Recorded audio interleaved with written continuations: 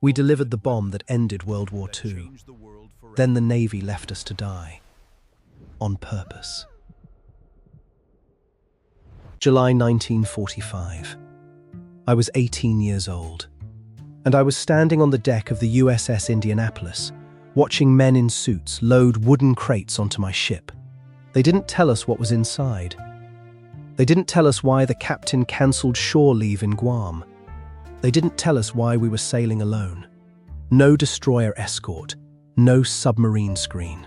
Straight into the Philippine Sea. But I saw the manifest. One word. Secret. And I saw the look on Captain McVay's face. The man had survived Pearl Harbor. But whatever was in those crates scared him more than the Japanese ever did. We were carrying the end of the world. And nobody told us. What we didn't know, what almost nobody knew, was that those crates contained the uranium bomb. Mission complete. The war was supposed to be over for us. We were heading to Leyte for training exercises. Just a routine voyage.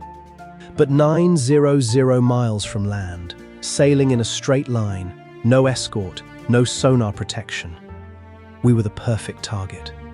And someone was watching. He had been tracking us for hours. And at 12:14 a.m. on July 30th, he fired 2 torpedoes. I was asleep in my bunk when the first torpedo hit. Not an explosion.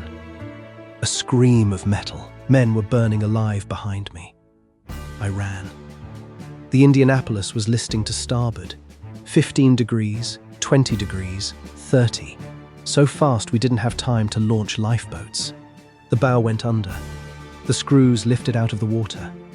And then I saw him, through the smoke and fire, a periscope, breaking the surface, watching us die. The first thing you notice is the oil.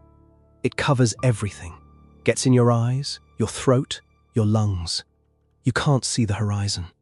I saw Captain McVay. He was floating near me. No life jacket. He had given his to a boy who couldn't swim.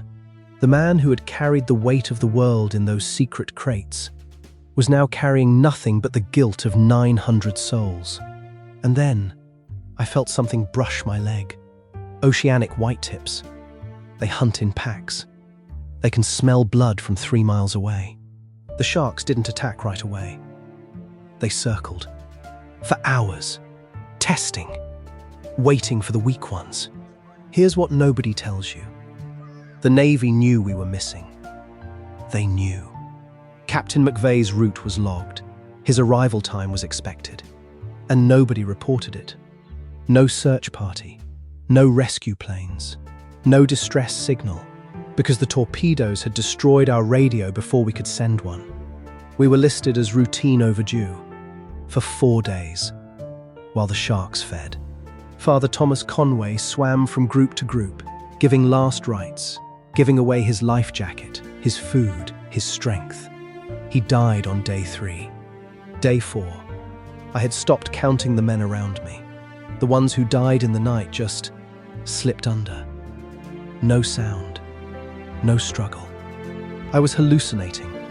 I saw ships that weren't there. I saw islands. I saw my mother's kitchen. And then I saw a plane. A PV-1 Ventura.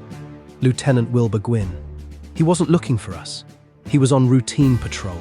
He just happened to look down. He dropped a life raft. He radioed base. And then the ships came. USS Cecil J. Doyle. The first to reach us. Of the 1,195 men who sailed on the Indianapolis, 316 came home. Just 316. I was one of them. But here's the twist nobody saw coming. The Navy needed someone to blame. Captain McVay was court-martialed. They charged him with hazarding his ship by failing to zigzag. They blamed him for the deaths of 879 men. The Navy knew Japanese submarines were in the area. They didn't tell him. The Navy knew his route was compromised. They didn't warn him. The Navy knew he was missing. They didn't search. But they put him on trial. And then, the man who sank us stepped forward to defend him. Commander Hashimoto. The Japanese submarine commander who had killed 900 Americans testified under oath that zigzagging would have made no difference, that he would have fired anyway, that McVay was not at fault. It didn't matter. McVay was convicted anyway. He received hate mail from the families of the men who died. For 30 years. In 1968, he took his own life. But the truth was out there, buried in a filing cabinet. A classified report. Proof that the Navy had known everything. Proof that McVay was innocent. And in 1996, a 6th grader found it. A 12-year-old boy named Hunter Scott did what the United States Navy refused to do. He cleared Captain McVay's name. In 2001, the United States Congress officially exonerated Captain Charles B. McVay III, posthumously. Want to know how a child outsmarted the entire US Navy? How a Japanese submarine commander became the only man willing to tell the truth? And how the bomb we delivered changed the world forever? Subscribe. Part 2. Next week, 316 of us survived.